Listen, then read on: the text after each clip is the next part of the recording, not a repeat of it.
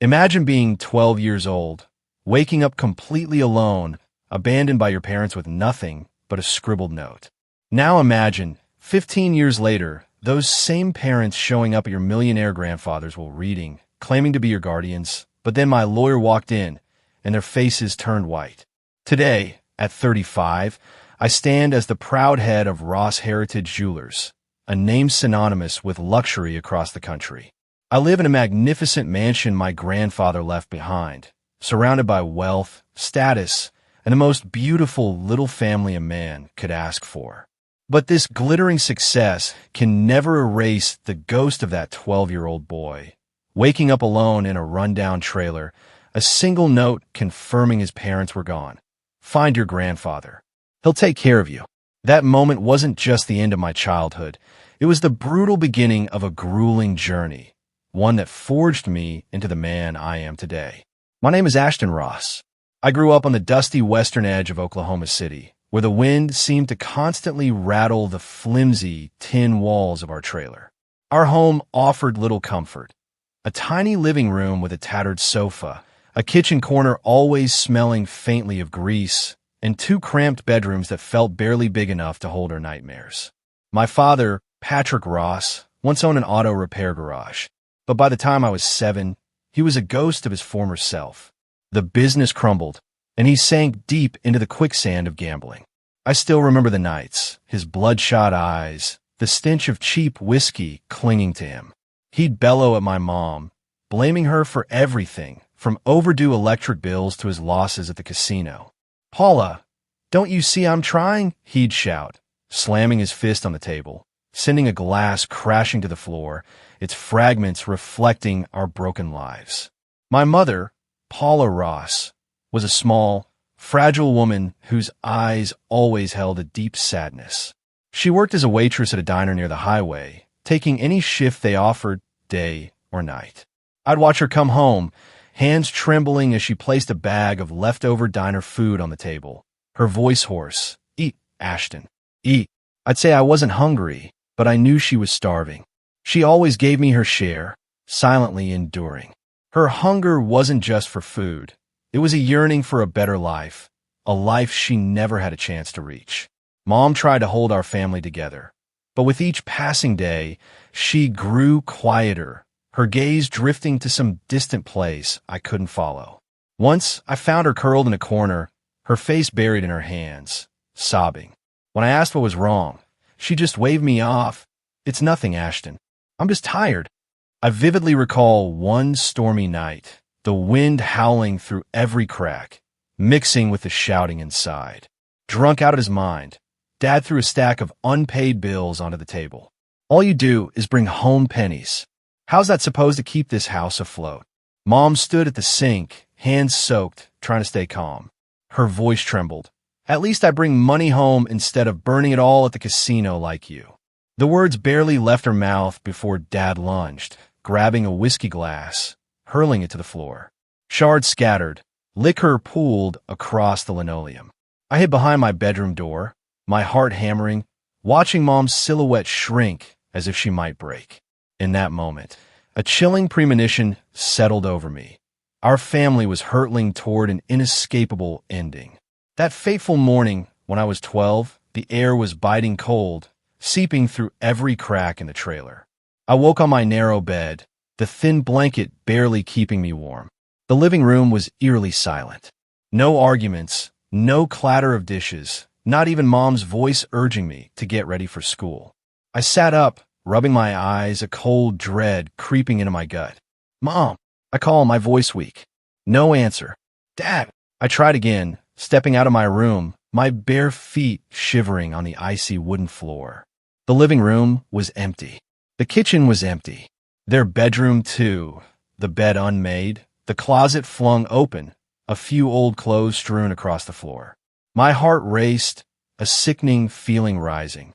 I ran to the dining table, where Mom usually left a note. There, in the middle, a small piece of paper, torn hastily from an old notebook. My hands trembling, I picked it up.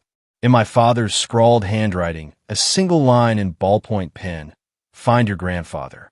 He'll take care of you." I stood frozen, the paper slipping from my fingers. My mind went blank, a single question looping endlessly. Where did they go? Why? I ran outside, ignoring the biting cold, scanning the barren lot. No one. No sign of Dad's old pickup. No trace of Mom. Just the wind whistling through the dry grass and the frantic pounding of my heart. They were gone. My parents had abandoned me, alone in this frigid trailer, without explanation, without goodbye. I went back inside, picked up the note, and read it again and again, as if it might change, as if it might say this was just a cruel joke. But no, just 10 short, cold words that tore my heart apart. I sank into a chair, covering my face, trying not to cry, but the tears came, hot against my freezing hands. I was only 12. What had I done wrong? Why didn't they want me anymore? The questions gnawed at me, sharp as a knife. Then I remember my grandfather, Howard Ross. His name sent a shiver through me. He was wealthy, the owner of Ross Heritage Jewelers, the most prestigious luxury chain in the region. But he wasn't the warm, storybook grandfather. He was known for being stern, cold, and particularly dismissive of children. He never smiled, never asked about me like other grandparents might. The thought of seeking him out terrified me. He lived in a world apart, a mansion on a hill in Nichols Hills, where the wealthy resided behind tall iron gates, guarded by security. How could I, a 12-year-old in tattered clothes, step into that world? How could I face those cold eyes alone? But I had no choice. My parents had left me with nothing but a note and a name. Howard Ross. I didn't know if he would truly take me in, but I knew I couldn't stay here in this freezing trailer where every memory was steeped in pain. Summoning every ounce of courage, I put on my worn-out jacket, stuffed the note into my pocket, and stepped out.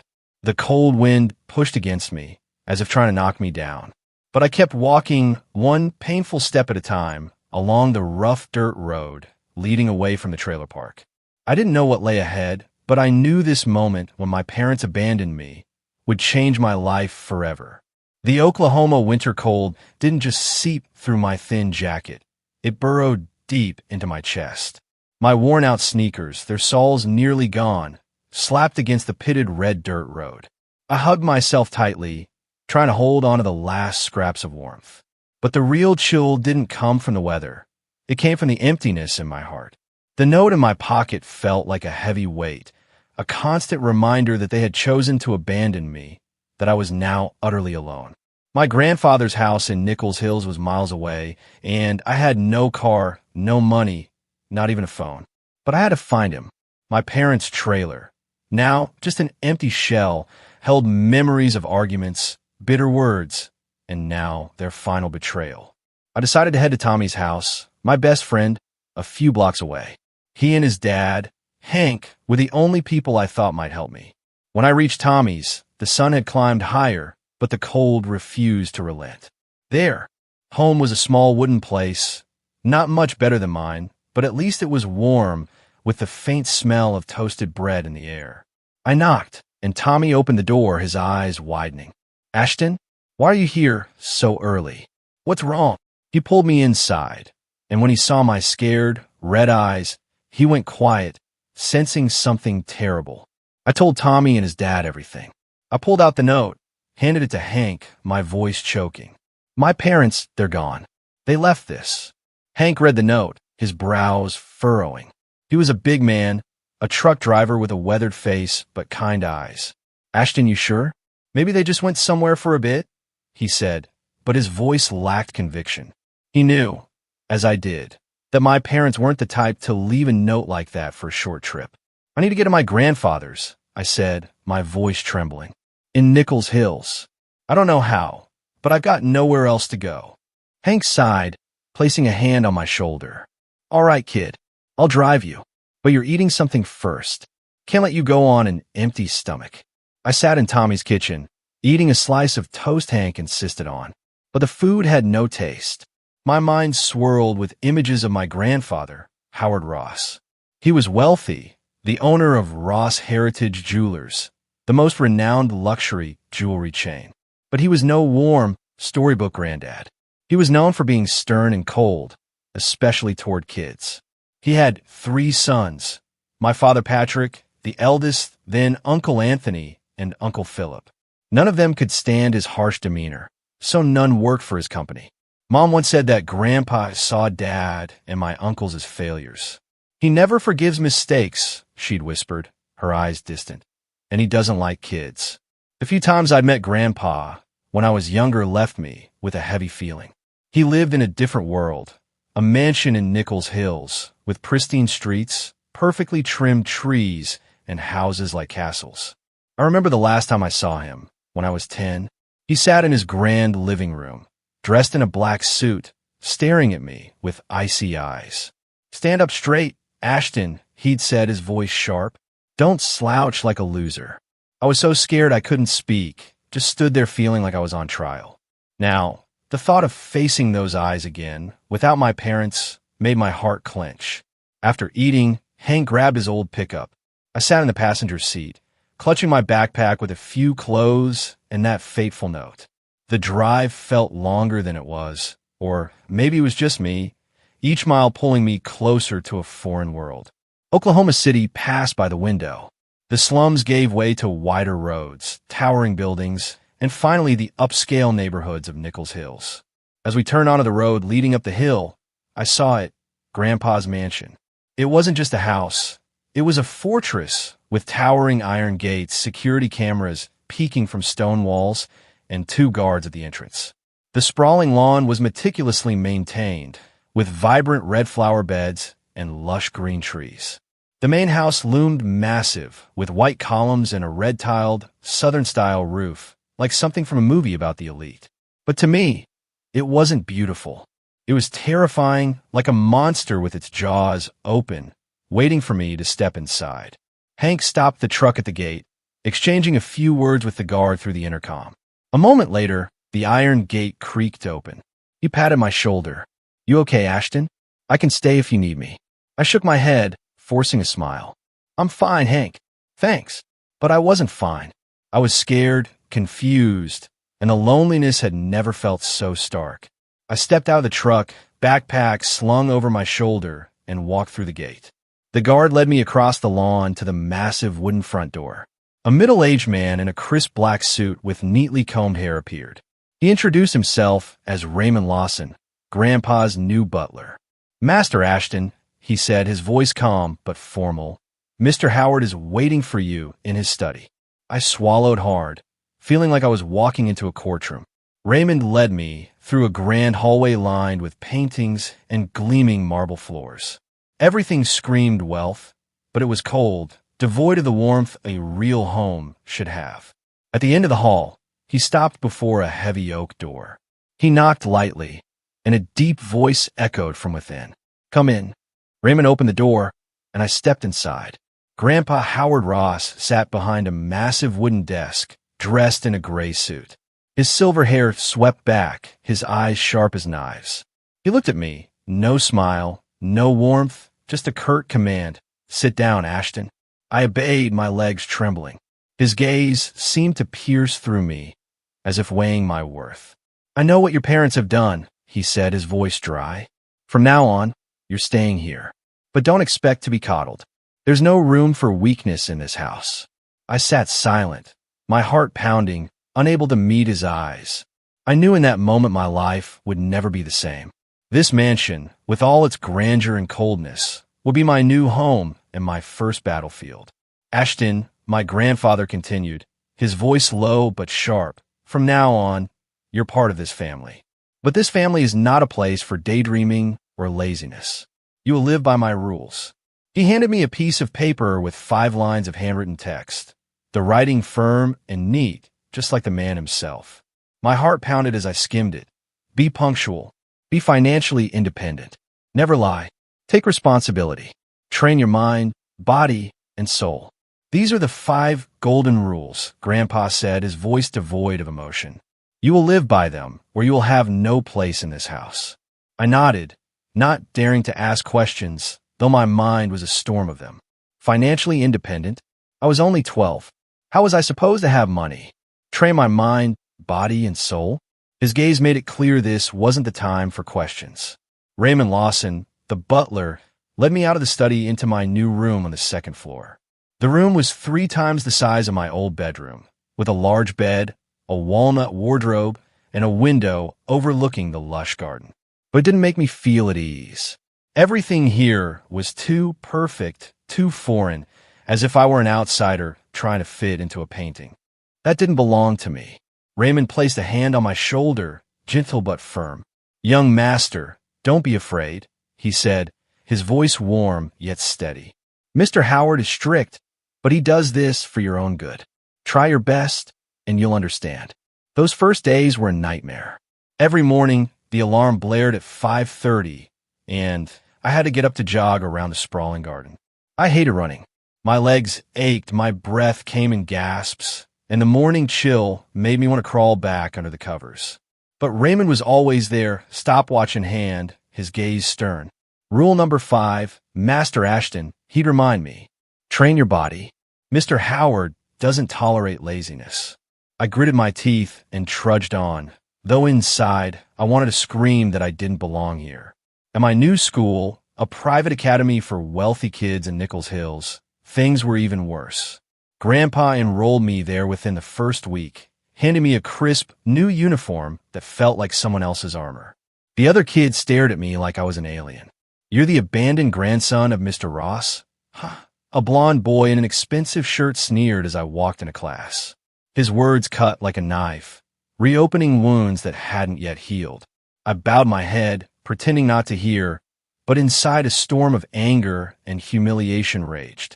I wanted to run, to return to my old, run-down trailer, where at least I knew I belonged. But running wasn't an option. Grandpa wouldn't allow it. Every evening, I had to sit at the desk in my room, doing homework under Raymond's watchful eye. If I lagged, Grandpa would appear at the door, silent, his gaze making me feel smaller than ever. Once, I sneaked a game on the old computer Raymond had lent me, thinking no one would know. But the next morning, Grandpa summoned me to his study. "Rule number 3, Ashton," he said, his voice cold, his eyes piercing. "Never lie, and don't think you can fool me." He confiscated the computer and ordered me to clean the entire backyard garden as punishment. I worked until I was exhausted, my hands scratched from thorny bushes. But when I looked into his eyes, I saw no anger, just expectation, as if he were testing whether I'd break. Mistakes like that happen often.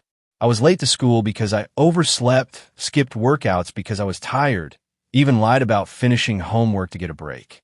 Each time, Grandpa handled it with strict but fair consequences. He didn't yell like Dad or cry like Mom.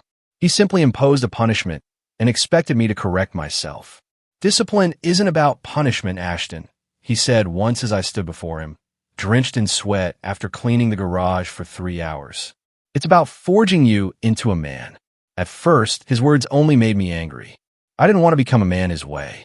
I just want to be a kid, loved and protected. But slowly, through the suffocating months under his iron discipline, I began to realize something. The punishments weren't meant to hurt me. They were meant to teach me to be stronger. Time passed like a gust of wind, and I went from a 12-year-old boy to a 15-year-old teenager. Then, 18, living in my grandfather Howard Ross's mansion. Nichols Hills, with its pristine streets and castle-like homes, remained a foreign world to me. But I learned to survive in it, step by step, under my grandfather's stern oversight. Beyond schoolwork, Grandpa required me to do odd jobs at his company, Ross Heritage Jewelers.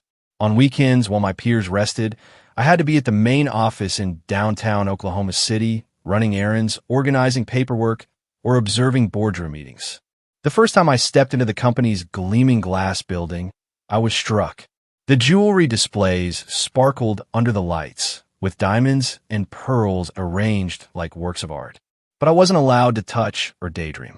"You're here to learn, not to gawk," Grandpa said, his voice sharp, when he caught me staring at a sapphire ring. "If you want a place in this world, you have to work for it." The tasks were menial, but they taught me my first lessons in responsibility. I had to check invoices, ensure numbers matched, and if I got a single digit wrong, Grandpa would summon me to his office, point to the mistake, and ask, "How much do you think this error costs, Ashton?" I'll never forget the first time I messed up a delivery form. Grandpa didn't yell, but his gaze made me feel smaller than ever. "Fix it now," he said, then turned away, leaving me alone with the paperwork until midnight. My teenage years were far from easy. They were filled with challenges, from the grueling lessons at school to the mistakes I made at work. But in those years, I learned that strength doesn't come from never falling. It comes from getting back up each time you do. Grandpa, with his iron discipline, and Raymond, with his quiet kindness, together shaped me, day by day, step by step. I began to realize that I wasn't just an abandoned boy. I was Ashton Ross, and I was carving my own path. By the way, if my story has you hooked and you want to hear more raw, unbelievable tales, don't forget to hit that subscribe button. It really helps me out, and I promise to keep sharing. When I entered my final years of university, I was no longer the awkward boy in a school uniform. I was 21, taller, broader-shouldered, and my gaze no longer shied away when provoked. But deep inside, I still carried the scar of the day my parents abandoned me. A reminder that I had to be strong, not just for myself, but to prove I was worthy of the name Ross. My grandfather began entrusting me with bigger responsibilities in the company. No longer just running errands or checking invoices, I was allowed to participate in real projects, sit in strategic meetings, and even contribute ideas. "You're not here to be a spectator," he'd bark. "Speak up, or don't sit here at all." Those words, though harsh, were an invitation. My grandfather wanted me to prove myself, not just to him, but to the board of directors, men and women in expensive suits who always looked at me with a mix of curiosity and skepticism. One morning in my final year of university, I received an email from my grandfather asking me to prepare for a major project, negotiating with a diamond supplier from South Africa to secure a supply for the company's new collection. It was the first time I had been given such a significant task, and the pressure weighed on my shoulders like a boulder. I spent weeks researching, reading everything I could about the diamond market, from pricing to quality, from sourcing to transportation logistics.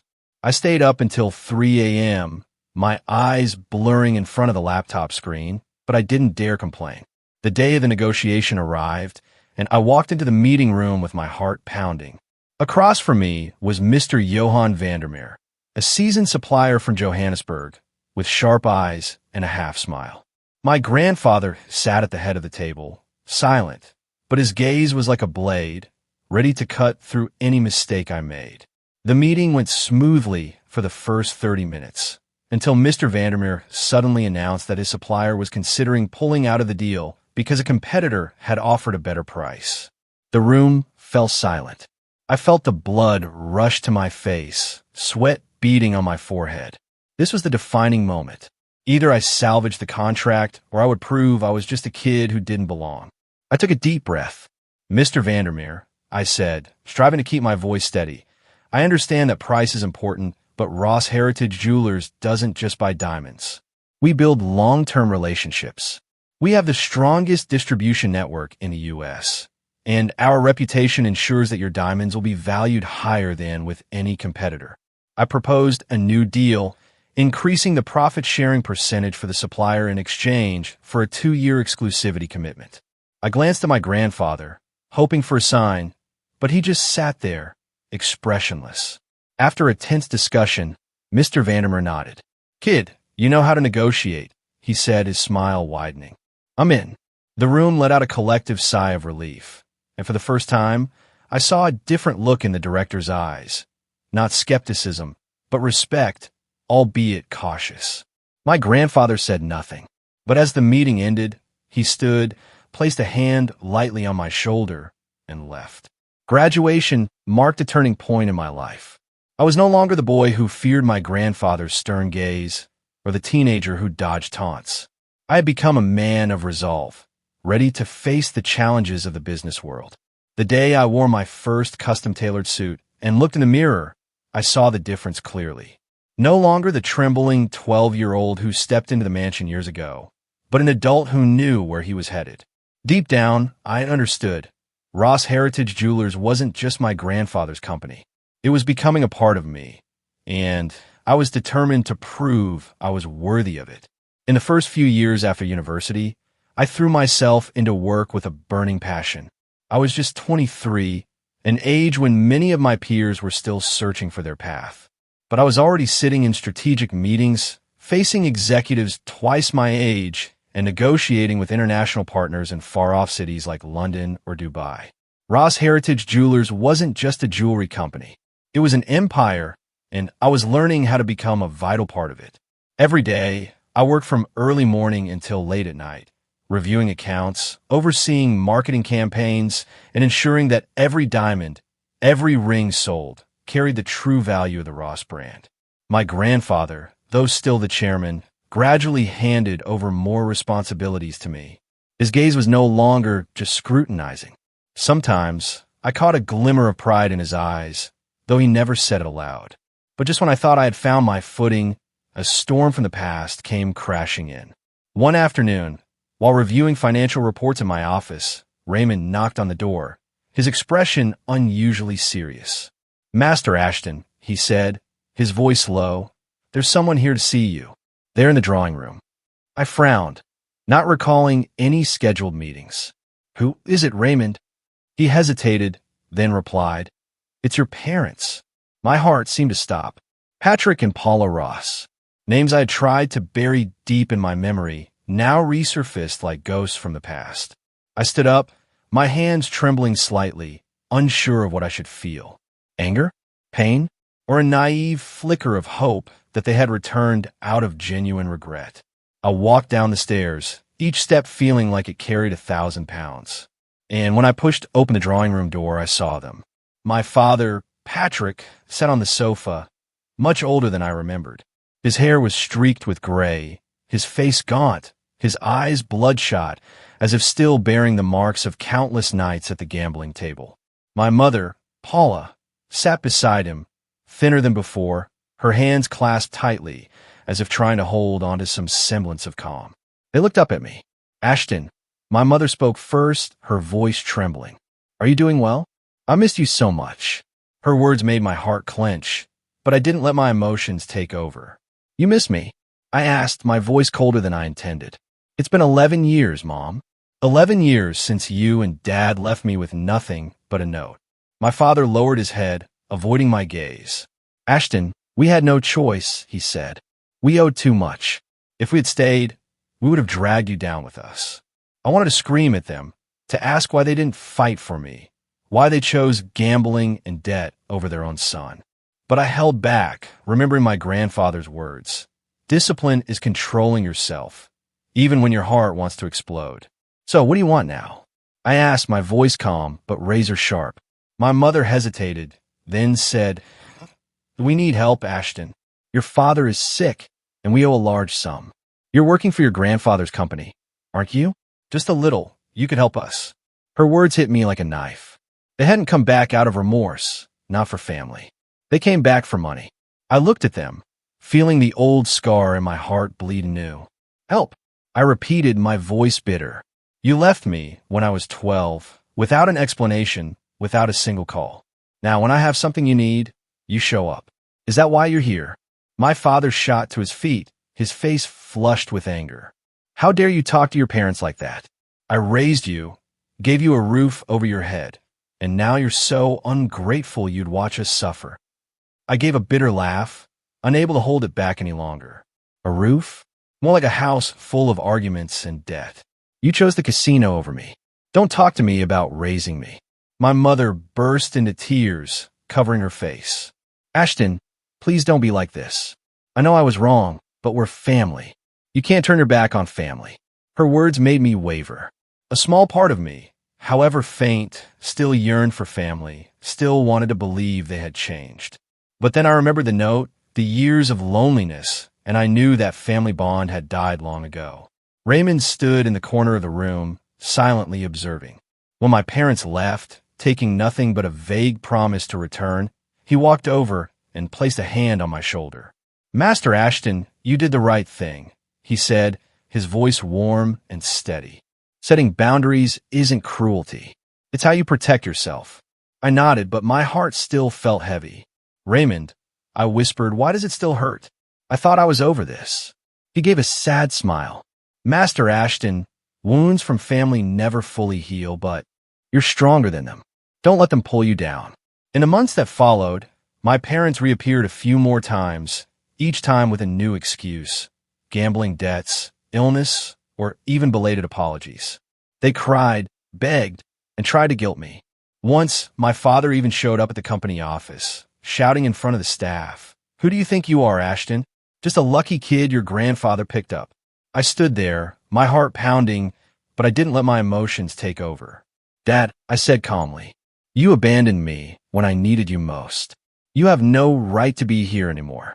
When my grandfather heard about my parents' reappearances, he said only one thing: "Those who abandon their own flesh and blood have no right to return just for money." His words were cold, but true. I gradually learned to let go of the illusion of my parents, to set boundaries, as Raymond advised. Each time they showed up, I grew tougher, but it also hurt more.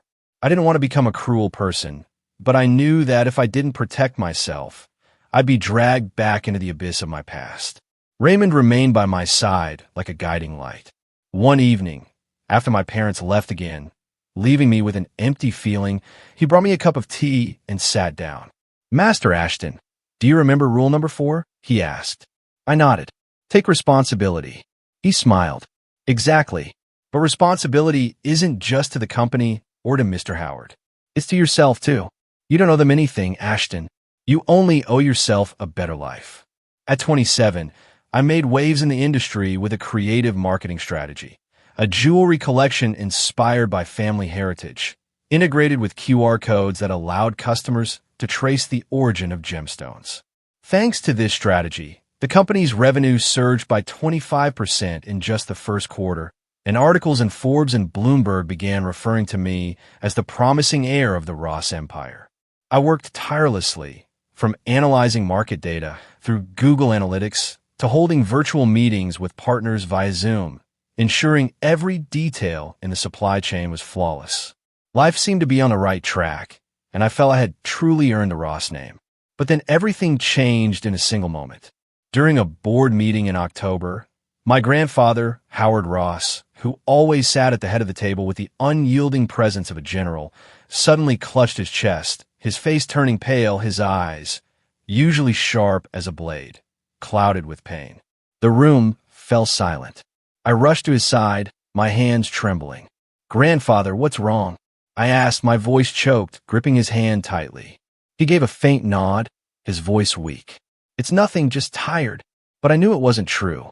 An ambulance arrived, and after a series of tests at a top hospital in Nichols Hills, the doctors diagnosed him with congestive heart failure, a common condition in older adults. He was prescribed medication to stabilize his heart rate and lower cholesterol.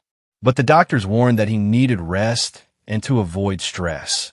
Nearly impossible for someone like my grandfather. His health declined rapidly. He no longer came to the office every day, instead joining meetings via video calls from his home office, his tired face appearing on a laptop screen. His voice grew weaker, and sometimes he had to pause to catch his breath. I was overwhelmed with worry and mental turmoil. I feared that my grandfather would leave me before I could do anything to repay his kindness. Then one afternoon, he called me into his study, where he sat in his old leather chair, a digital blood pressure monitor, a modern device he reluctantly used, by his side. "Ashton," he said, his voice weak but still sharp, "I don't have much time left. The company needs you.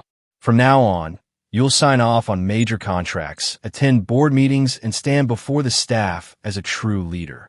I opened my mouth to protest, but before I could speak, he continued, pushing an old leather-bound folder tied with twine toward me.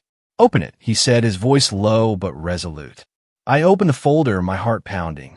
Inside was a handwritten journal chronicling my journey from the day I first stepped into the mansion. His firm handwriting described the time I cleared the garden for being late to school, the time I saved a contract at 18, and even the nights he quietly stood outside my room watching me do my homework. "I've been watching you from the start," he said, his eyes softening in a rare moment. "Not to control you, but to see if you were worthy of the Ross name." Next were CPS, Child Protective Services, documents from when I was 12, cold pages proving that my parents had legally abandoned me. They had signed away their parental rights, listing my grandfather's address as my sole guardian. Reading those lines, I felt a weight in my chest, as if the old scar was bleeding again. Finally, he handed me a sealed, handwritten letter, his trembling but clear script visible on the envelope. "Don't open it early," he warned, his gaze stern. "It will explain everything when I'm gone." Then he took my hand, his thin but still strong grip tightening. "A legacy isn't just gold or jewelry stores," he said, his voice etching itself into my heart. "A true legacy is honor. Never let the Ross name be tarnished. You've already proven yourself. Now protect it." His words weren't just advice. They were a will, a lifelong responsibility. I nodded, my eyes stinging, determined not to let tears fall in front of him. Raymond stood in the background, silently watching.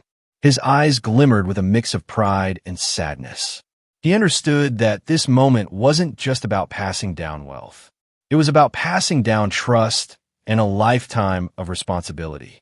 As we left the room, Raymond patted my shoulder, his voice warm and steady.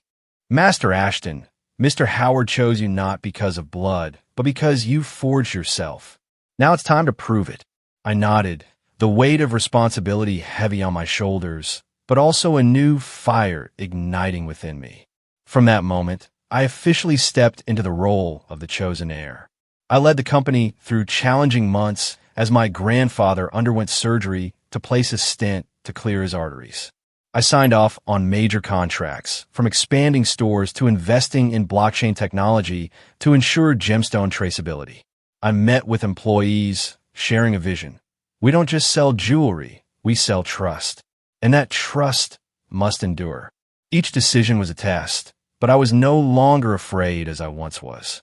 I had been shaped by years of trials, guided by my grandfather's lessons and words like a lighthouse illuminating my path. In December of that year, I was in London, meeting with a major partner to negotiate a contract for pearl supplies from Japan. The Christmas spirit enveloped the city, with twinkling lights lining Oxford Street and church bells echoing in the distance. I stood in a glass-walled meeting room in a high-rise building, presenting plans to expand Ross Heritage Jewelers into Europe, utilizing AR technology to let customers virtually try on jewelry through a mobile app. Everything was going smoothly, and I felt confident, as if I had truly mastered my grandfather's legacy. Then on Christmas Eve, my phone buzzed. It was Raymond. His voice, trembling through the speaker, was unlike his usual calm demeanor. "Master Ashton, Mr. Howard, he's gone." I stood frozen, the phone nearly slipping from my hand. My grandfather had passed away in his sleep, in his study at the mansion, next to his notebook of company records and the digital blood pressure monitor, the final traces of the months he spent battling heart disease. I canceled all my plans, booked the earliest flight back to Oklahoma City, my heart pounding as if it might burst. On the 10-hour flight, I stared out the window, seeing only endless darkness, as if the world had dimmed along with him. When I stepped into the mansion, the air felt heavy as lead. Raymond embraced me at the door, his eyes red, but striving to remain composed. "Master Ashton," he passed peacefully. "He was so proud of you." I nodded, my throat tight, unable to speak. I walked into my grandfather's study, where everything remained unchanged. The oak bookshelf, the ticking pendulum clock, and his portrait in a gray suit. But he was no longer there. Only I remained, along with the responsibility he had left behind.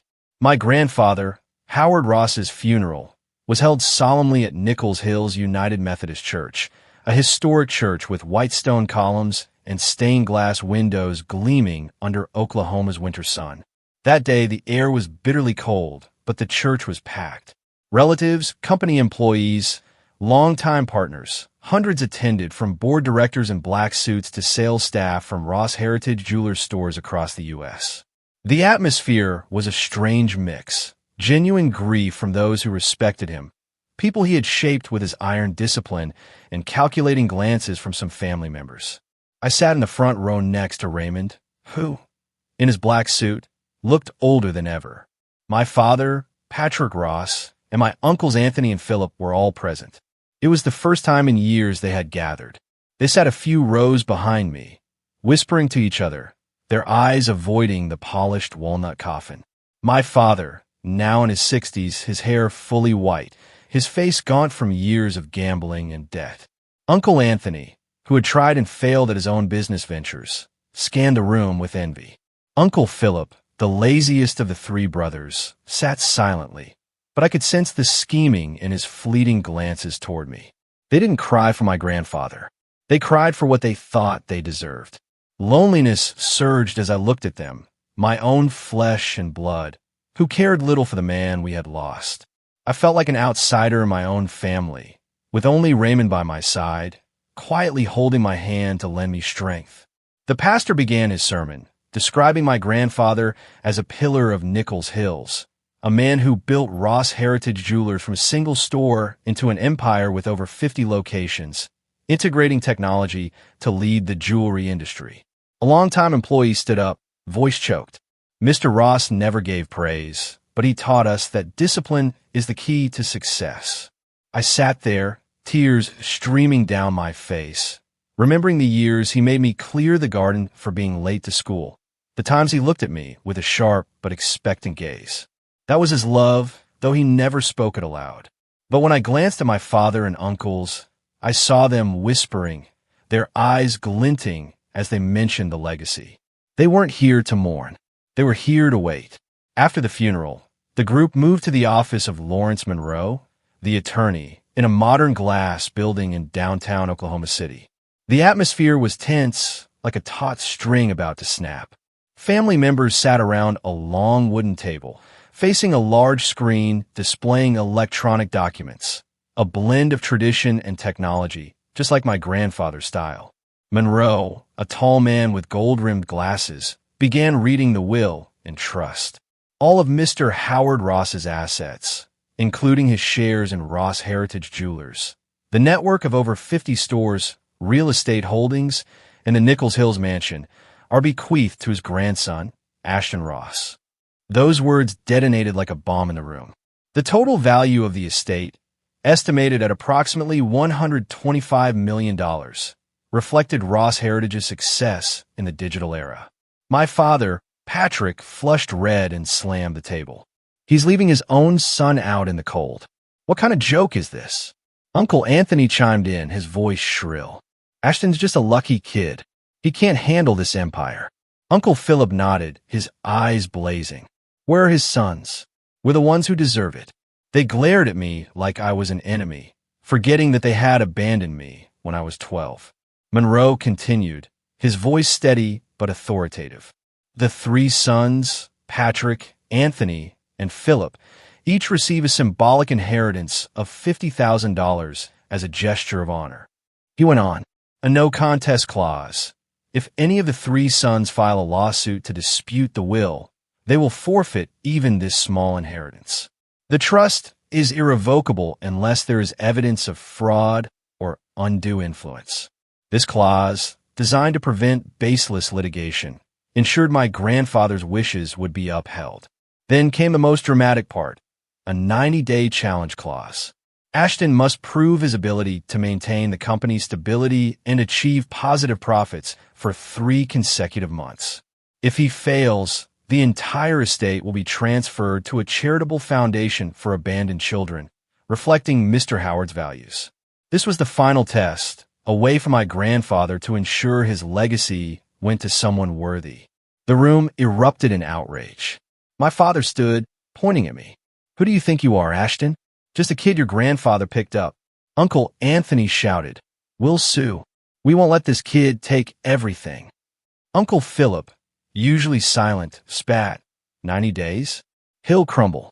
Just wait. The employees and partners remained quiet, some nodding in support of me. They had seen me steer the company through a supply chain crisis when diamond prices soared due to conflicts in Africa. I sat silently, my heart pounding, cold sweat running down my spine. This was the greatest challenge of my life, not just about money, but about proving I was worthy of my grandfather's trust.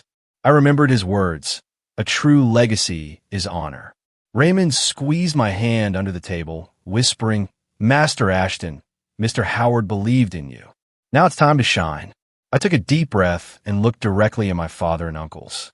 This is grandfather's will. I won't let him down.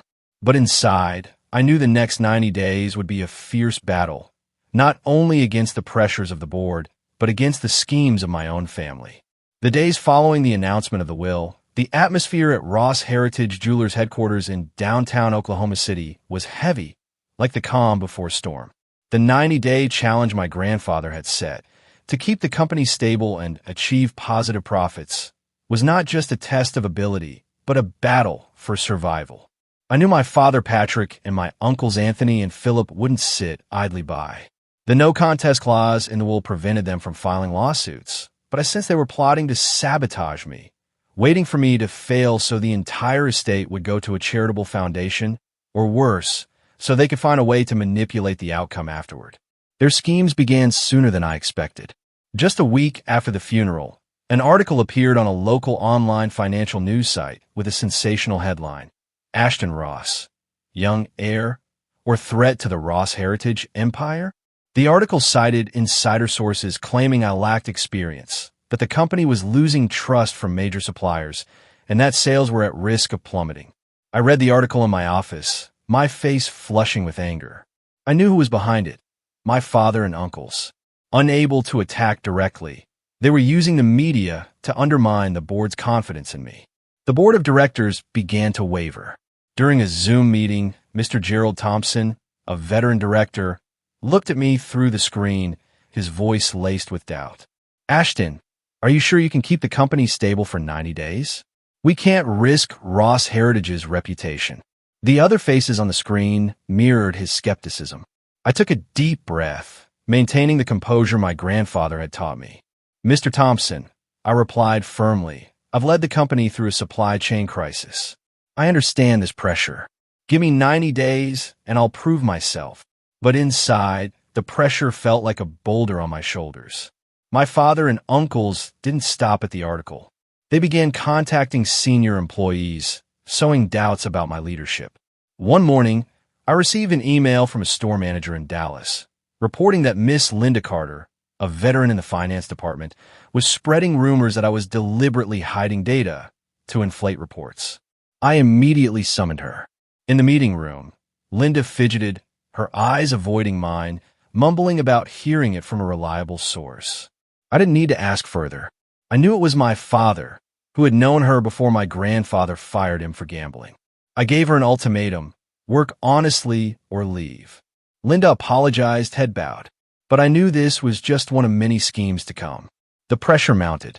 Soon after, a major supplier in Italy, Senior Bincia, suddenly announced he was considering pulling out of a contract because he'd heard the company was unstable. I knew my father was behind it. The meeting with Bincia became a turning point. I stayed calm, affirmed that Ross Heritage was a lasting legacy, and offered a higher profit-sharing deal along with a 3-year exclusivity commitment. After a moment of hesitation, he nodded in agreement. The contract was re-signed, and I breathed a sigh of relief. But I knew this was only the first victory in a long war. Back in Oklahoma City, I learned that some employees were growing uneasy, worried about the company's future. In an all-staff meeting, I stood before 200 employees, from salespeople to regional directors, my voice trembling slightly but clear. "I know there are rumors, but I promise you, Ross Heritage will not fall. We will grow stronger, for Mr. Howard, for our legacy, and for ourselves." A few clapped, but I saw doubt in other eyes. I knew I had to act fast. The Legacy Collection launched in the second month of the challenge, but during that time, my father and uncles didn't relent. They continued to stir trouble, contacting major clients and spreading baseless rumors about business plans and product quality. I was forced to constantly meet with partners, reassuring each one that the company remained strong and was on a growth trajectory. The 90 days passed like a whirlwind. On the final day, I stood before the board, presenting the results. Revenue had increased by 18%. Major contracts were secured, and the Legacy Collection had become a sensation. The board stood and applauded, and Mr. Thompson, the one who had doubted me, shook my hand firmly. "You did it, Ashton." My father and uncles, upon hearing the results, made one last appearance at the office. Their faces were heavy with defeat. My father tried to cling to hope, his voice trembling with a mix of anger and desperation. "You're my son, Ashton. I have a right to this company." Anthony snarled, his face red. "This company belongs to the Ross family. You can't take it all." Philip, in contrast, didn't shout, only smirked bitterly, his eyes full of contempt, as if my efforts were just fleeting luck.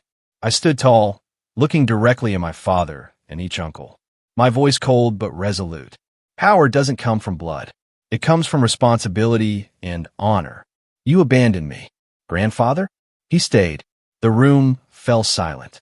My father staggered, as if his world had hollowed, before he quietly turned away. Anthony slammed his hand on the table, but said nothing. Philip gave me one last glance, his bitter smile lingering, then turned and left. They walked out of the office utterly defeated, leaving behind an atmosphere both heavy and liberating. Raymond stood beside me, offering a rare smile. "Master Ashton, Mr. Howard is smiling somewhere," he said. I nodded, my eyes stinging. I had won, not just in keeping the company, but in upholding the honor my grandfather had entrusted to me. As I stepped out of the meeting room, the afternoon sunlight of Oklahoma City streamed through the glass windows, illuminating the hallway of Ross Heritage Jewelers headquarters, where paintings chronicling the company's history hung neatly on the walls. I paused before my grandfather's portrait, Howard Ross in his gray suit, his gaze sharp yet filled with pride. I felt he was still watching me, not with the scrutiny of when I was 12, but with quiet satisfaction. The 90-day challenge was over, and I had proven that I was not just the abandoned grandson. I was Ashton Ross, the worthy heir of the empire he had built. Ross Heritage Jewelers was now stronger than ever. The Legacy Collection was not only a commercial success, but also a story of discipline, honor, and perseverance. We continued to expand, opening new stores in Dallas and Houston. But this victory was more than numbers. It was a testament to my journey, from a trembling 12-year-old stepping into the mansion to a 35-year-old man leading an empire. My father Patrick and my uncles Anthony and Philip gradually lost all influence. After their humiliating defeat in a 90-day challenge, they no longer appeared at the mansion or the office. I heard once that my father tried to open a small casino in Nevada, but quickly failed due to debts. Anthony and Philip vanished from Nichols Hills, regarded with contempt by the community. Not because they were poor, but because they had forsaken honor, the value my grandfather always placed above all else. Oklahoma City in 2025, despite its modern glass buildings and booming social media, still valued family and reputation, and my father and uncles had lost both. To honor my grandfather, I organized a ceremony at the company's headquarters, launching the Howard Collection. Each piece of jewelry was inspired by a detail from his life, like a ring modeled after the pendulum clock in his study, or a necklace engraved with the phrase, "Discipline is freedom." The event drew hundreds of guests, from international partners to longtime employees. I stood on the stage before my grandfather's portrait and spoke. Howard Ross didn't just leave a fortune. He left a timeless legacy. The crowd applauded, and I saw Raymond standing in the corner of the room, his eyes gleaming with pride. But the most meaningful moment came on a quiet evening when I opened the safe in the study and took out the sealed handwritten letter my grandfather had left me. I had kept it for months, too afraid to face what he had written. Now, with the company stable, I felt ready. I tore open the envelope, my hands trembling, and read his final words. "Ashton, if you're reading this, I'm gone. But I want you to know I didn't choose you because you're my grandson. I chose you because you chose to rise, even when life pushed you down. I watched you grow from a frightened boy to a man of resolve. My legacy isn't gold or jewels. It's you, and the way you live with honor. Keep going, and never forget, discipline will set you free." Tears fell onto the paper, blurring his handwriting. I sat there in the study where he once sat, feeling as if he were still here, guiding me through every decision. Raymond knocked on the door, carrying a familiar cup of mint tea. "Master Ashton, are you all right?" he asked, his gaze gentle. I handed him the letter, my voice choked. Raymond, grandfather, he believed in me from the start. Raymond read the letter and smiled. Master Ashton, he didn't just believe in you. He loved you in his own way. And now you're living up to everything he hoped for. From then on, I led Ross Heritage Jewelers with a renewed mission. In a meeting with young employees, I stood before them, not as a cold CEO, but as someone who had faced trials like theirs. Don't fear discipline, I said. It doesn't confine you. It frees you from weakness. And don't just protect wealth, protect honor, because honor is what safeguards a family and a company across generations. Those words, I knew, were not just mine. They were my grandfather's, passed through me. One evening, I stood on the mansion's balcony, looking out at Oklahoma City, glowing under the city lights. Raymond stood beside me now, more like family than a butler. Master Ashton, you've come a long way, he said, his voice warm. I nodded, smiling. And you were always there, Raymond. Thank you. He shook his head, his eyes twinkling. I just brought the tea. Master Ashton, you're the one who made it all happen. In my heart, my grandfather, Howard Ross, remained present, not as a stern figure, but as a lighthouse guiding my path. I looked back on my journey, from the 12-year-old boy waking up in a cold house, clutching the note my parents left behind, to the man standing at the helm of an empire. The greatest legacy my grandfather left wasn't gold or jewelry stores. It was discipline, honor, and the strength to face any challenge. And I knew no matter what lay ahead, I would continue to uphold the Ross name, never letting it be tarnished, just as he had instructed. It made me wonder, what does family truly mean to you? Have you ever had to draw a difficult line with someone you cared about? Let me know in the comments below.